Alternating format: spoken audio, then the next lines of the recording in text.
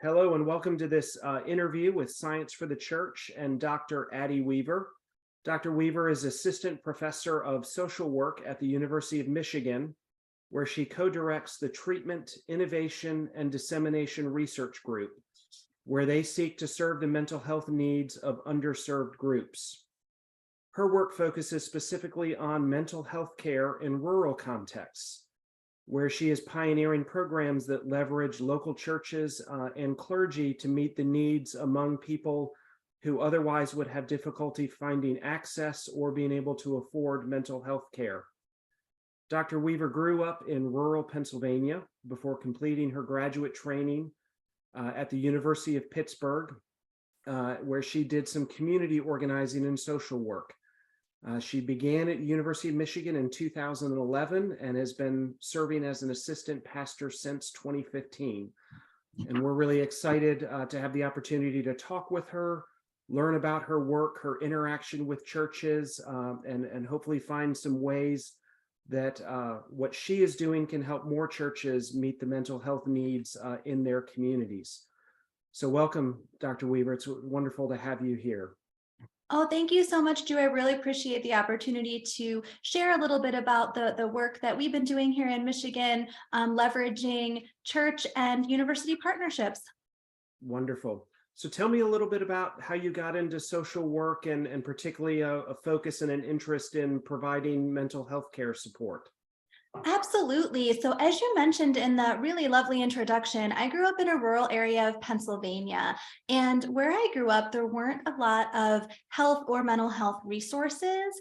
And so a lot of folks just were not able to access needed care easily whatsoever. So as you mentioned, there are cost challenges, transportation challenges, just a lack of available providers, and also an acceptability related challenge. So if there's a lot of folks who just aren't comfortable seeking mental health services, and there's a big stigma associated with that, especially in rural communities, when even though folks are geographically spread out pretty far, they're socially very well connected. So it's very likely that somebody might walk into a mental health clinic and the person checking them in could be really good friends with their cousins, or their child's friend's parent, or something like that. And so there's this concern about a lack of anonymity. And so I really felt like this was an unacceptable social justice issue, the lack of mental health services available in rural areas. And as I pursued additional education and training, it just became more clear that these were problems that weren't easily solved. So we've seen this kind of lack of mental health professionals practicing in rural areas for 50, 60 years now. And we're just not moving the needle. And on the other hand, we're seeing an increasing number of folks experiencing and struggling with mental health needs, specifically depression and anxiety. So I really became motivated and committed to trying to find ways to build capacity to support folks' mental health in rural areas in ways that really worked for them, that aligned with their preferences for care, that we were able to leverage existing strengths and capacity within rural communities to try to start to address and bridge this treatment access gap.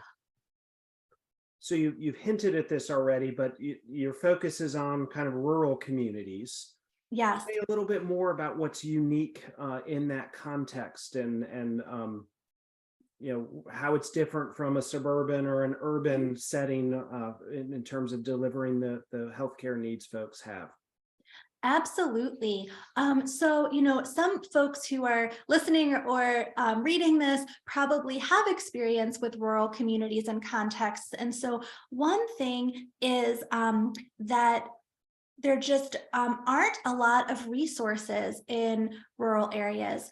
We know that there just aren't as many health and mental health care services available in rural areas. And we've seen actually recently a pretty startling, striking decline in rural hospitals. We've seen a lot of rural hospitals closing for financial driven reasons, but it's made these access challenges even harder for folks living in rural communities.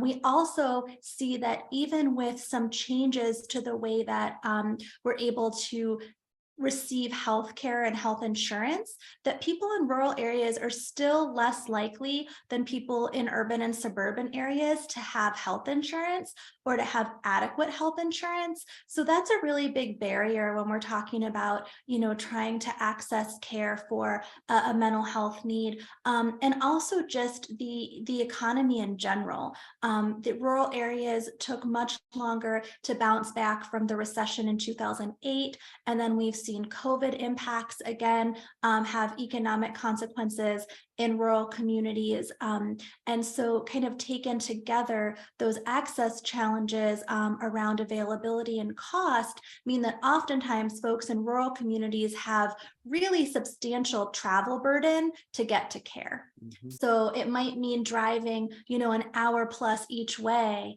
And so that requires money for gas, the ability to take time off of work, having reliable transportation. And, many of you may know this, but in the rural communities I work with here in Michigan, there's no Uber or Lyft.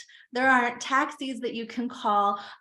So without having really any public transportation either, it becomes very challenging to be able to get where folks need to go to be able to access care. And as I mentioned before, there is the, kind of the acceptability piece too, the high levels of stigma that people in rural areas still tend to hold a little bit more strongly than people in urban and suburban areas. And also that lack of anonymity that we talked about a little bit, like folks know each other, the social networks are more dense. And so kind of everybody knows what's going on with everybody else. And that's concerning for folks who might want to keep things a little bit more private. We also know that in rural areas, folks are more likely to feel comfortable seeking more informal sources of support and care for their mental health needs. And that was, taken together, all of these things were important, but particularly the preferences of folks in rural areas was a big piece that led us to work really closely with clergy and church communities to think about how we can address these gaps. Interesting. So is there much difference in different populations, rural versus say urban or suburban, in terms of what the mental health care concerns or needs are? Are those fairly similar, and it's more the issues of the affordability and the accessibility and the stigma, or are there different mental health concerns that these communities have as well? That's such a great question. And so what we found typically in the literature is that people living in rural areas are just as likely as folks living in urban areas to experience mental health needs. So we don't see big differences in prevalence. There are some studies that suggest for some mental health needs, people in rural areas might actually have a little bit higher prevalence, particularly with depression. And we have seen that there have been some increases in folks with suicidality in rural areas as well, which is a very big concern. Mm-hmm. But when we think kind of across the board with mental health needs, we see a fairly consistent prevalence of the most common mental health disorders across urban, rural, and suburban contexts. And so really the big driver is that rural folks just do not have access to care. And we know that when mental health needs go untreated, that there's a lot of additional negative consequences that happen for the individuals, their families, their work life, their social lives. So we really are committed to trying to bridge that treatment gap. Wonderful. So you've hinted a couple times, and this is certainly what piqued my interest in your work, is this partnership with churches, and that partnership being a kind of a key to delivery for these communities. So tell us a little bit about how you came to say, hey, maybe the churches are a key part to solving this puzzle. Yes, absolutely. Well, when I was doing my doctoral work in rural Pennsylvania, I was working with a community mental health center. And part of the work we were doing was offering family therapy to folks. And so for my work, I was doing some interviews with the people in our study. And I was hearing a lot that folks, it was okay. They were going to the mental health clinic for their kids. They recognized that there was a need, but it wasn't their first choice. They definitely preferred informal providers and wished there were different options. And so I was thinking a lot about what different options could look like. And when I grew up in rural Pennsylvania, I grew up in the United Methodist Church, and I saw time and time again how folks in my community really looked to their pastors for support and guidance when they were experiencing, emotional difficulties, psychological distress, mental health needs. And kind of the older I got, the more apparent that it became that in fact clergy and pastors were often the preferred frontline folks supporting people's mental health needs. And I think particularly, at least in my experience in the rural community, and there's some research that suggests that that's still the case. That in general in the US, you all know this, pastors and clergy are essentially de facto mental health providers. But in my view, it's particularly important in rural areas, in part because there just aren't other options. So when I made the transition to Michigan, I began talking to some folks and starting to think about how could we potentially talk to some clergy and just see where they were at with, thinking about mental health needs in rural communities, and if there might be an opportunity to work together to put together a program to support people in their communities, particularly those who were experiencing depression. So I began having some conversations with clergy in rural areas. And there's, we're here around the Ann Arbor area at the University of Michigan, but if you've ever seen a map of Michigan, there's a lot of rural places. The map gets green really quickly. So, driving maybe 45 minutes to an hour outside of the university setting, you're getting into some really rural places. So I ended up partnering with some counties in southeast, south central Michigan and talking to about 21 pastors and clergy just to get started and think about, is this something that would be feasible? What are clergy experiencing here in rural Michigan?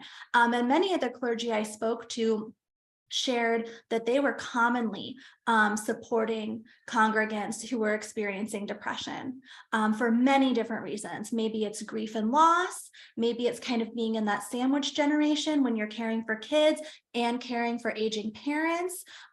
Maybe it's, just challenges or trauma that folks are experiencing or have experienced in the past.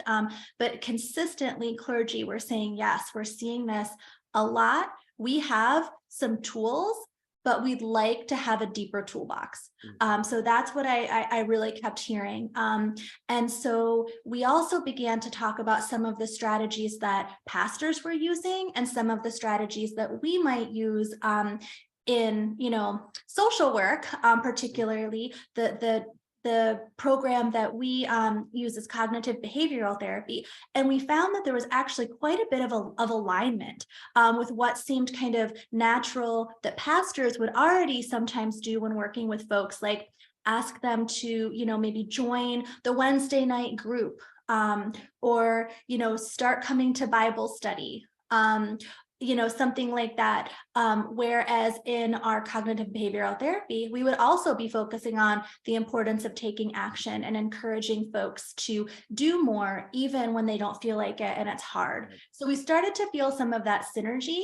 And we ended up identifying some true champions and a couple of pastors in our communities that really led us to create a program that we feel really bridges the strengths of pastors and the strengths of cognitive behavioral therapy and some of the social work, mental health side of things, to be able to offer a program called Raising Our Spirits Together to folks in rural communities here in Michigan. Okay. give us just a short description. Not everybody will know what cognitive behavioral therapy is. Just give us a real quick summary of what that entails. Yeah, absolutely. So cognitive behavioral therapy is probably one of the most well-researched psychosocial treatment programs that exist for depression and for anxiety, and many other conditions as well, but we focus mainly on depression and anxiety. And so with cognitive behavioral therapy, what it really attempts to do is help people understand the connections between their thoughts, their behaviors, and their feelings. So the idea is, if we can change our behaviors, if we can live our life a little bit differently, like I mentioned before, take more action, start doing some more, even if we don't feel like it, we can actually feel better and improve our mood, so improve our feelings. And the same thing, oftentimes when we're feeling depressed or anxious, we're having a lot of negative thoughts and they just aren't helpful. So if we learn some tools and skills to shift those negative thoughts to be more accurate, to be more helpful and more positive, then we're able to actually shift our mood and feel better as well. And so really that key to cognitive behavioral therapy is understanding that link between our behaviors, our thoughts, and our feelings, and be able to shift our behaviors and our thoughts to help us to feel better and improve our feelings. Yeah, I definitely see how. I just know many clergy just have a way with that uplifting, positive word that can shift your thoughts about how things are going with some encouragement, or just the love and the connection. So that makes good sense why the resonance would be there with the church. So my understanding is you've created a kind of a program called Raising Our Spirits Together. Tell us a little bit about that program and what you're doing to begin to implement it.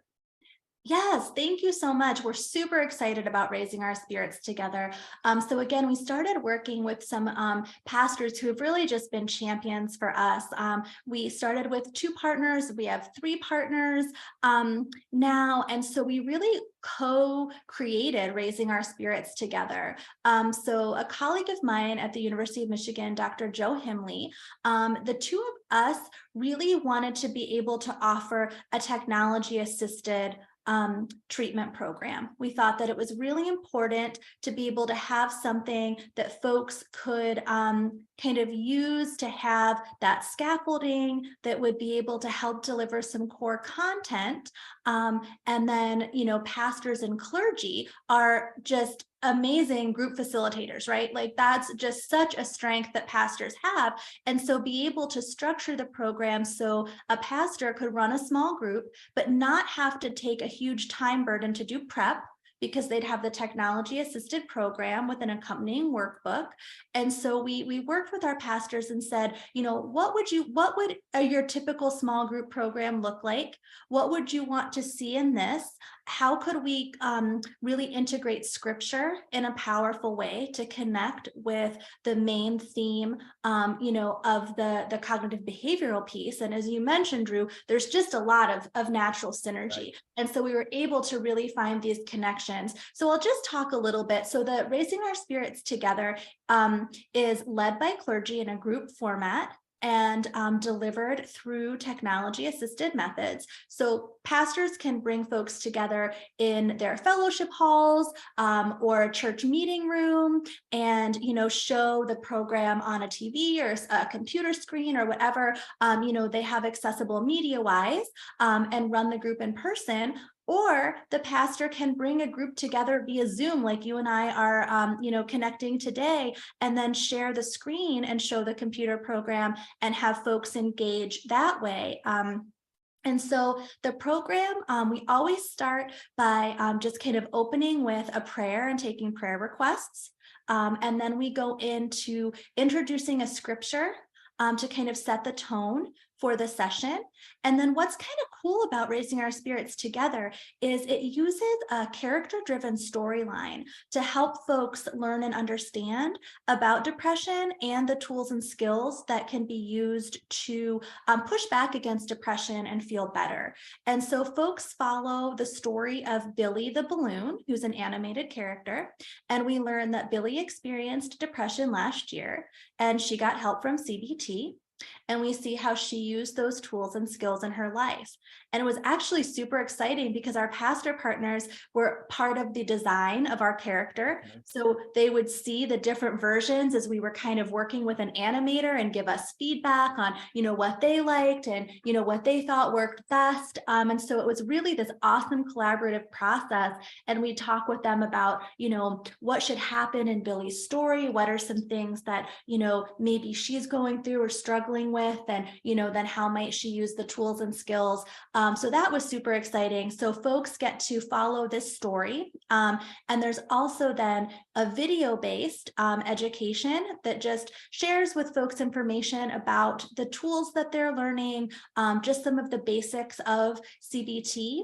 And then also we have kind of what we call the text-based panels or parts of the program that have images, quotes, examples that are very much tailored to the rural context. So we worked with our clergy partners to identify what type of images do you want to see? What are relevant examples for the folks that you work with in your congregation? So we were really able to tailor the program for folks living in rural settings for this first iteration. We do feel that it's also, what's nice is we can quickly and easily make some additional changes. So if folks in urban communities were interested in using it, the same core content could be delivered, but there may be some different examples, some different pictures, some different,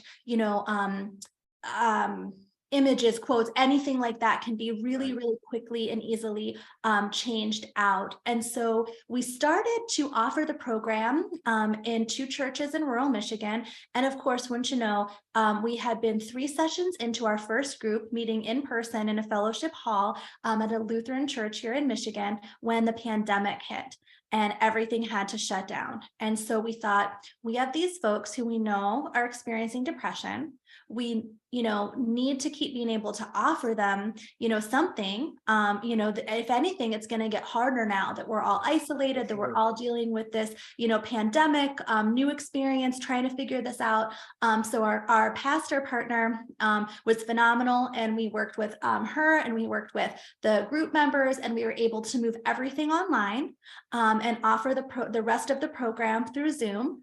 And we were able to continue on that way. And so we've been offering Raising Our Spirits Together groups through Zoom from March 2020 until now. So folks have been getting, and it's been, kind of, we go back and forth between the 2 clergy who are currently offering it, kind of taking turns leading the groups. And so it's been a really exciting start. We did a pilot, and we found in our pilot, the first 2 groups we ran, we considered our pilot. And we found that among those folks participating in the group, they experienced a significant decrease in their depressive symptoms. And what's super exciting is that it's a clinically significant decrease. So that means before they started the program, they had depressive symptoms at a level that would indicate like clinical depression, like a major depressive disorder. And at the end of the program, their depression symptom score was mild and no longer indicating probable major depressive disorder. So really, really exciting. And we also saw a significant decrease in anxiety as well. And we know depression and anxiety like to hang together. So, while this program doesn't target anxiety, we found that it does help folks manage their anxiety as well. So it was really exciting, promising results, and people attended 7.3 of the 8 total sessions. So they meet weekly for 8 weeks for about an hour. And so, if any of you have ever looked at any mental health research, it's phenomenal that people attended 7.3 of 8 sessions. And for me, it means that they were engaged. And part of that, in my view, is directly from engaging with pastors.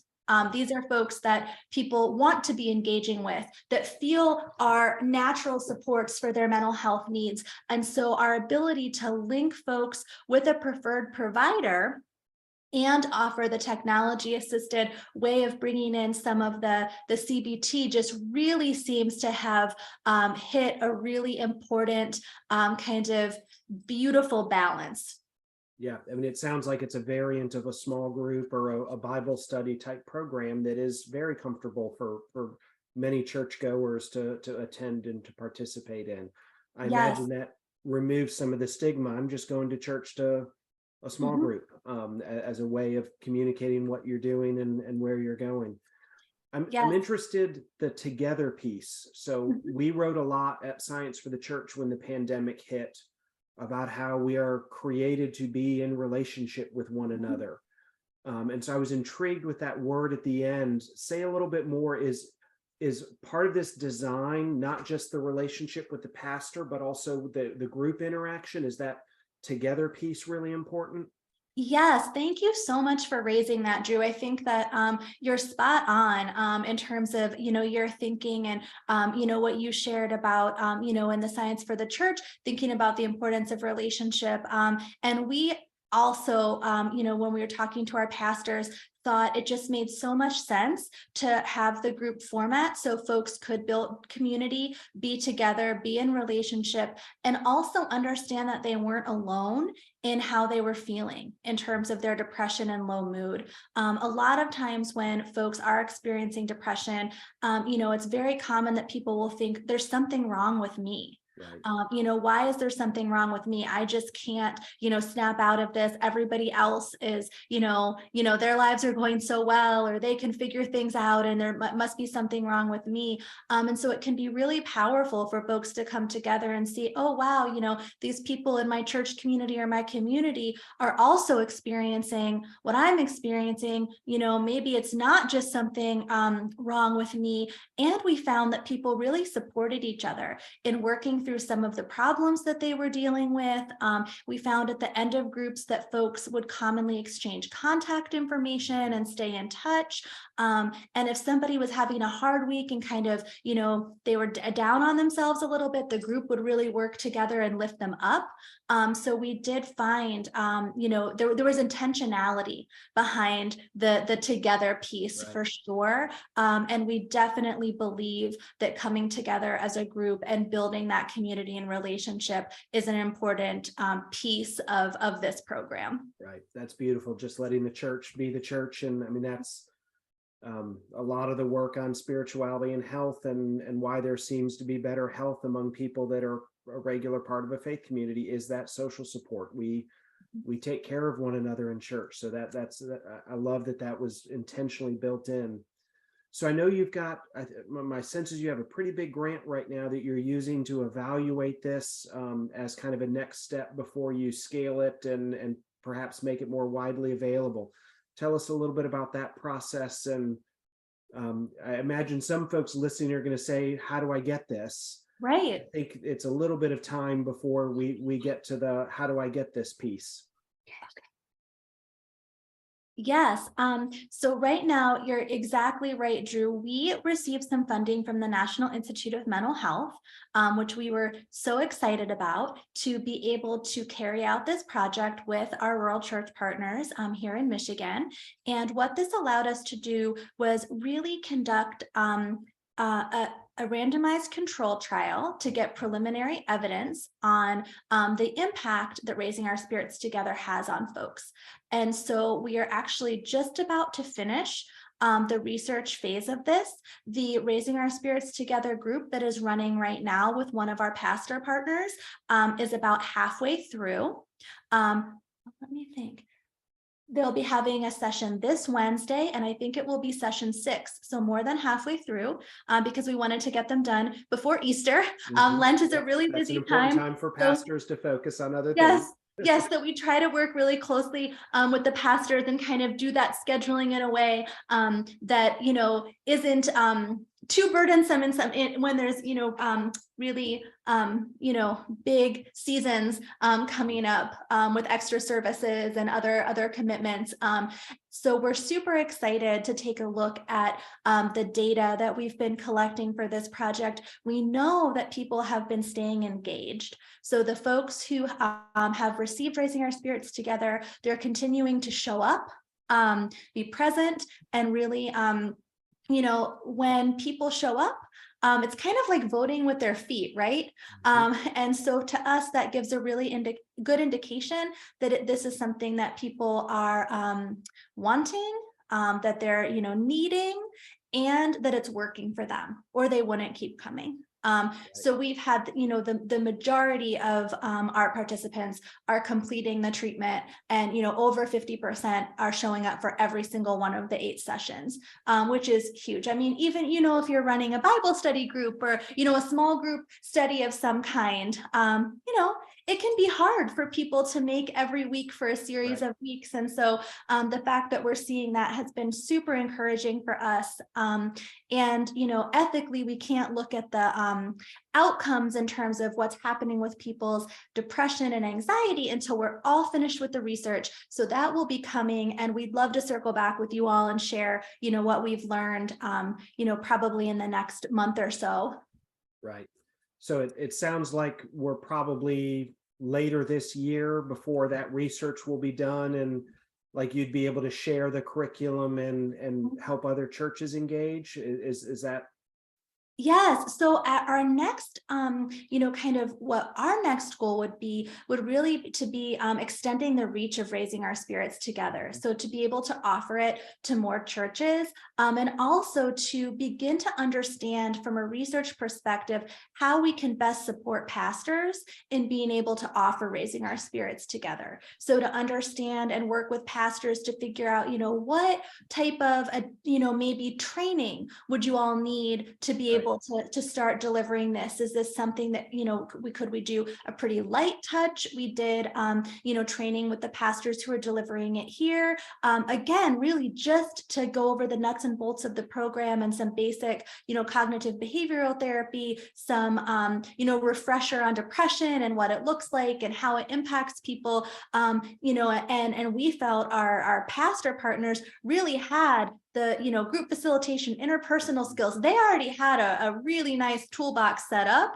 so we were just kind of giving them the enhancements that they were requesting. And so we'd really like to work with pastors in this next phase and understand what could that look like, what would pastors want in terms of support, how could we potentially work to connect pastors with folks in their community who could provide some additional support if there was somebody going through the program who the pastors thought this person really needs a little bit more. Or I'm a bit worried about this person going forward. We would want to make sure pastors felt supported and being able to have somebody to reach out to. So those are some of our next questions that we're hoping to answer. And so we'd really love to be working closely with a broader range of pastors, like you said, within the next year, just thinking about what do we need to do to be able to offer this in a more large scale way. Right. We look forward to hearing where that goes, and hopefully being a boost in getting the word out when the time is right. So I've told you this before. Our audience knows we do a lot about the partnership between scientists and pastors, typically within a congregation.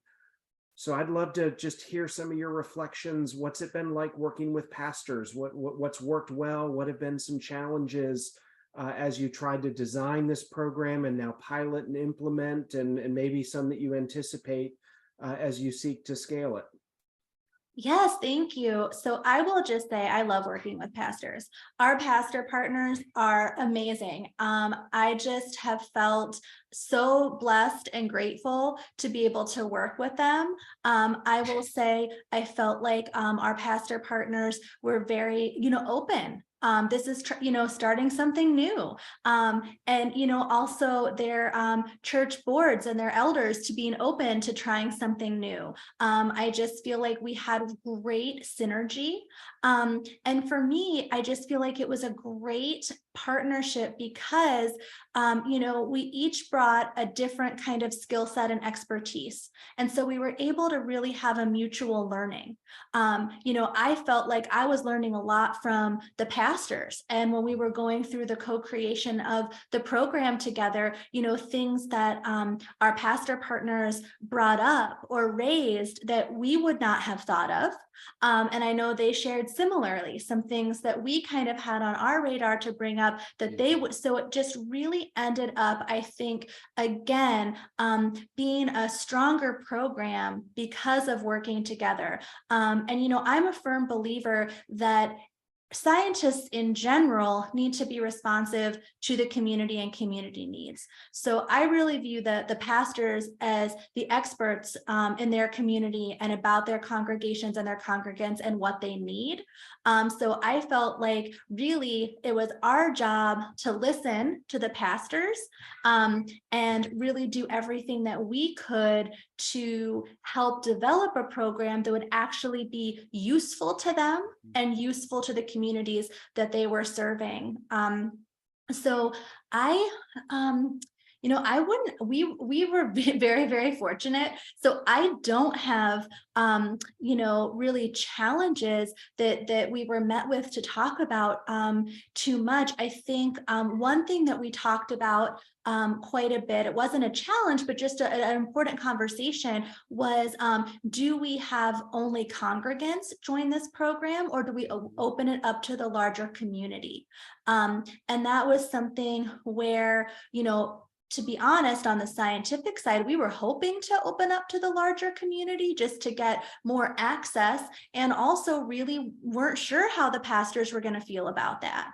And in this case, the pastors were very open because, it provided a way for them to engage with folks in the community who maybe weren't churched at this point, but may be interested in joining this program and, may find other helpful resources and supports and programs through the church. So it ended up, I think, being another win-win in that way, but something that we really, talked quite a bit about as we were trying to figure out exactly what this would look like. Right. So you hinted earlier that you were raised in the church. It's clear that you know the church and you know pastors very well. And I think my sense is a lot of that you brought to the table before you started interacting with these churches. Tell us a little bit about your experience growing up in the church and how your faith and your connection to the church has informed all of this work. Yes, thanks, Drew. So as I mentioned, I grew up in the United Methodist Church in Pennsylvania. It was a really, big piece of, who I was and who I am. And so I really feel like kind of understanding and having a church home made me really think about how helpful a space the church is for folks with a variety of needs, right? It's not just mental health needs that the church help that the church is able to address, but really providing, kind of that sense of community that we talked about before, and really feeling like, kind of a safe place. And so for me, it just became a very natural setting to think about, how can we support folks, who are having mental health needs in these rural communities. So, it was just really natural for me to really think of the church because of my experiences. And I feel really fortunate that my church has been really open around mental health. And, kind of acknowledging that this is a reality for a lot of folks and it's okay. And, that there is, that the church can offer support and that you're not alone. And so I think, just really having that openness modeled from the church also made me feel really excited about the opportunity just to build further capacity within churches to be able to provide that help and support. Just knowing that, for me, just having that church community and that kind of centering has been so important. Wonderful. So as we kind of move towards wrapping up, I'd love to hear what advice you have for church leaders. The data is significant for the amount of mental health need in our country right now. And as you said, and as clergy are well aware, they're often on the front lines. Um, what's some advice you have for church leaders on how to begin to address that need and um, maybe as much to encourage them as to actually help them? What advice would you have? Yeah, so I would just echo what you said, that clergy really, pastors are on the front lines, that a lot of folks are going to be, come to you all, right? And so I would say, and I'm sure many of you, all of you are already doing this, being okay with leaning into those challenging conversations. They're not easy conversations to have when folks are experiencing mental health needs and challenges, and, in some of those really dark places. And I think just really being able to acknowledge that, validate where they are, and remind folks that it's not something that's wrong with them, and also that we do have ways to help and get better. And you all are using a lot of those tools already, so I would just say, continue providing that the listening, the support, sharing scripture, bringing people in as many ways as you can to different aspects of the church programming when they're feeling down, checking in, building in my church, they call them life groups, but like small groups that are well connected, having the, prayer chains and prayer requests that you're doing, plugging people in as many ways as you can to make sure that, folks are checking in with those people who are struggling. If you don't see them at church for a couple weeks, making sure that, you're that, and I know that that's time, it's easier said than done, but working together as the church, in the church community, to really connect up. And also hopefully finding some resources in the community that you're comfortable connecting folks to, being okay with sharing crisis lines, sharing some community resources, whether it's primary care providers or mental health providers, if you're comfortable letting folks know that it's okay to kind of have that warm handoff, if they need some additional support, that's not a weakness, it's not a bad thing, that we can get support from pastors and from the church and do the things, that our faith suggests will be helpful, and it will. And also it's okay to get some other supports as well that could be helpful. Right. And so you've communicated in there a lot that it sounds to me like clergy can be communicating to their congregation, not just in the one-on-one settings, but through preaching and teaching and just the way they build community. It sounds like there's a lot that, I think you're exactly right. I expected, when I asked you earlier about challenges, one of them would be the time to engage in this. But it sounds like these are some things: building that community support, organizing those prayer chains, having these groups that support one another, are all ways that clergy can kind of spread the work out to others, and to communicate that you're okay, we're here to support you, and that for those that need it, there are other forms of support we can refer you to. Yes, exactly. And not being afraid to, kind of talk about the mental health challenges, right? So even if it's, in sermon or in small group or otherwise, kind of acknowledging the realities that we're seeing, like you mentioned, with the increasing, prevalence of some of these common mental health needs across the board. But I mean, I think especially too with youth, and I know churches often, are doing a lot to serve youth and youth groups and youth programs and otherwise. And so just kind of, in my view, normalizing the ability to have conversations about these topics can be a really powerful way to let people know that, you all get it, that you understand, and that you're there, and that it's something that you can talk about in church. Amen. I love your work, Dr. Thank you. Weaver. It's wonderful to kind of get to know you and learn more. I look forward to seeing how the evaluation goes, and I hope we can partner with you when it's time to take raising our spirits together more broadly and helping other churches. So thank you for this time. Thank you for your work, and I'm really hopeful that this can be something that we can share with other churches and they can really benefit for, because the need is great, but there's wonderful, talented individuals like yourself that can, I think, really come alongside the church and help us do this work together. So thank you. Thank you, Drew. Really appreciate the time.